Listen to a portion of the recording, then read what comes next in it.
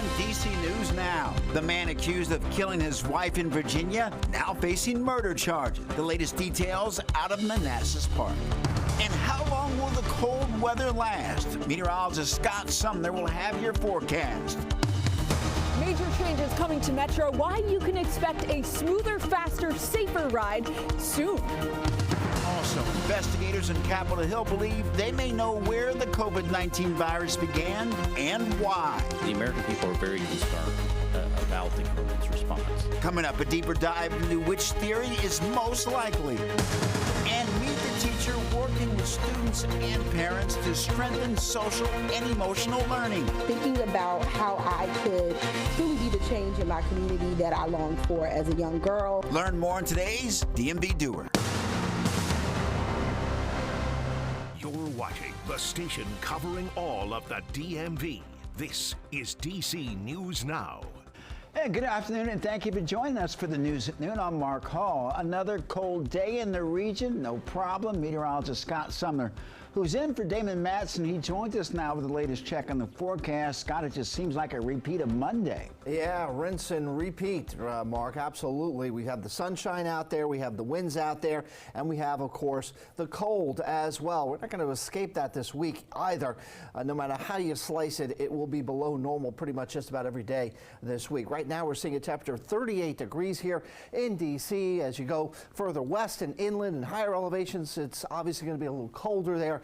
Winchester sitting at 34 degrees, Hagerstown 36. We're looking at a pair of freezing marks here at Kaiser and Cumberland, but we are seeing 40s as well. Manassas at 40, Culpeper coming in right now at 41 degrees. So we will see, though, temperatures getting to the 40s here in the city as well, getting up to about 42 or so around that early to mid-afternoon period before falling off the cliff like it was last night, getting back down into the 20s once we hit that midnight hour. Now, wind gusts, as I told you yesterday, we're going to be a little high today as well. Very similar story here. We have 18-mile-an-hour wind gusts at DC, 21 at Leesburg, 19 at Kaiser, 21 at Hagerstown, 20 over towards Westminster. So we have that breeze out there making it feel cold. As a matter of fact, like I said a moment ago, it's going to be a cold week, or continue to be a cold week ahead. As noted, these numbers are reflective coming off the average high, which you should see as here at the top of the legend, about 53 degrees in the district. So, you know, subtract 10 from that, subtract 8, 11, 14 each day, and that puts you in the ballpark for where you should be during the course of the afternoon. Hour by hour this afternoon, chilly wind out there, 2, 3 o'clock, 42, 41 degrees. The sun sets at 4:46, and then, like I said, those temperatures will continue to bottom out overnight tonight. So bundle up again. We'll talk about that 7-day coming up in just a few minutes. Mark?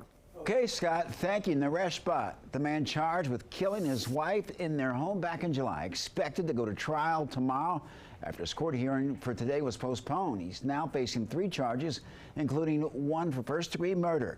DC News Now's Daniel Hamburg has more on the evidence that was key to this new charge. Prosecutors have said the amount of blood they found in the bedroom indicated injuries that were not survivable. But it wasn't until last month that a DNA test came back confirming the blood was that of Mamta Kafli Bhatt. That was a key piece of evidence that led the grand jury to return an indictment of first-degree murder and defiling a dead body. Police Chief Mario Lugo saying evidence points to her body being cut up. Lugo believes prosecutors have a strong case without a body, but says they are continuing their search for Mamta and will follow up if new leads come in. His message to the family: we never gave up. We investigated, and I told them from the beginning that we wanted justice for Mamta, and I think we accomplished that today by the detectives going up there and presenting the case to the grand jury, and it was a true bill. At tonight's press conference, Mamta's brother and mother sat at the front of the room. While they didn't speak, Mamta's former colleague and friend, Holly Worth, did. She said this isn't a celebration, but there is a sense of relief. She says the family and the greater community is thankful for police and prosecutors never giving up. Their goal has been 2 things: justice for Mamta and securing a future for her baby. And that's what guides their steps every day. And I'm confident as they leave here today, that commitment has not changed. They want to see Naresh Bhatt prosecuted to the fullest extent of the law. Reporting for DC News Now, I'm Daniel Hamburg. All right, thanks to Daniel. Developing in the district, police are investigating the shooting in Northwest. This happened around 10 last night. on 14th Street near Logan Circle. Police are searching for 2 suspects in this case. If you have any information, you're asked to contact police. And a woman is dead, and a dog was rescued after a house fire in Montgomery County overnight. It happened at a home on Whites Ferry Road. The area where the house sits does not have a fire hydrant. Investigators say it appears to be a hoarding situation. The cause of the fire is still under investigation. And developing today, D.C. police are investigating after they say someone was shot by Secret Service. According to an update from the Secret Service, it happened around 1:30 a.m. at the 2900 block of Stevenson Place in Northwest. The service says a special agent working a protective assignment was approached by a sedan. A confrontation took place, and an agent shot their weapon. They did not report anyone being shot based on the evidence, but the sedan did leave the area. We'll keep you updated as we get more information. And the district police believe that 2 men working together with a sledgehammer are responsible for breaking into 3 Georgetown businesses. They're accused of using the weapon to smash in a door and a window.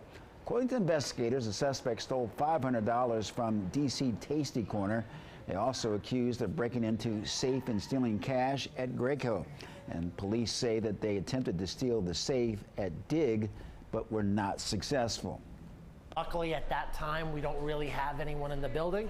But, you know, all it would have taken is for that to happen two or three hours later, and it could have been a really big safety issue. Police say the pattern of break-ins are also happening in Montgomery and Prince George's counties and the Maryland side. D.C. police say they're adding extra officers to patrol businesses in the Georgetown area. Police are also investigating after an Amazon driver was carjacked at gunpoint while delivering packages in Northwest D.C. It happened on Tunlaw Road just before 6 Sunday night. Police say the driver was delivering packages, and when he was walking back to his van, he heard footsteps. When he turned around, one of the suspects pointed a gun at him and demanded the keys to the van. Neighbors in the area say they're concerned. In any neighborhood, doesn't matter where that is, when you have people like that roaming the city, it's concerning. And I don't know what the solution is, but something has to be done. Police located the Amazon delivery van late Sunday night. The investigation continues. Happening today, D.C. leaders expected to vote on the Capital One Arena bill. This comes as leaders held a public hearing on the plan last month. If the bill is passed, D.C. leaders will renovate the arena and keep the Wizards and Capitals in Washington until at least 2050. D.C. leaders will also renovate Gallery Place and create new jobs for people living in the district. The project expected to cost around $800 million. And major changes are coming to the Metro. For the first time in 15 years, some Metro trains will be automated. Metro stopped using the automated system after a deadly crash back in 2009.